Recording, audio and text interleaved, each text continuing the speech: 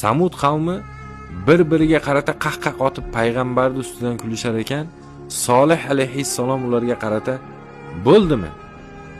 Talablaring, istaklaring, xohishlaring, shartlaring shumi?" deydi. Ular ha deyshadi.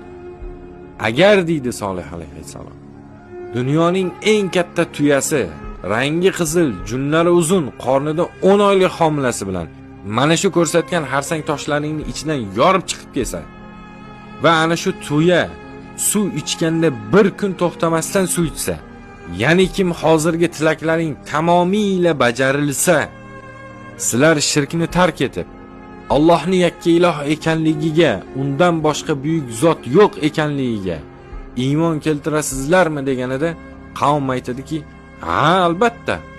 Faqat mana shu aytgan talablarimizni tamomiyla bajarsang, senga iymon keltiramiz" deyshadi.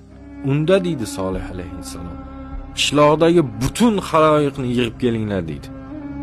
Butun haloyiq o'rtaga yig'ilgandan keyin 2 rakat namozini o'qiydi-da Alloh taologa duo qiladi.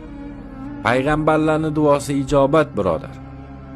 Solih payg'ambar duo qilib bo'lishi bilan osmonni bir lahzada qora bulut qoplaydi-da, o'ta dahshatli darajada qattiq bir chaqmoq chaladi.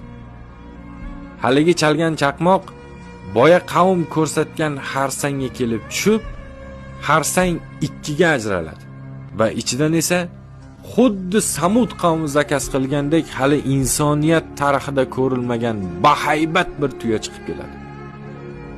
O'sha chiqqan tuyaning rangi qizil bo'ladi, junlari uzun, odamlar tekshirib ko'rishsa qornida 10 oylik homilasi ham bo'ladi.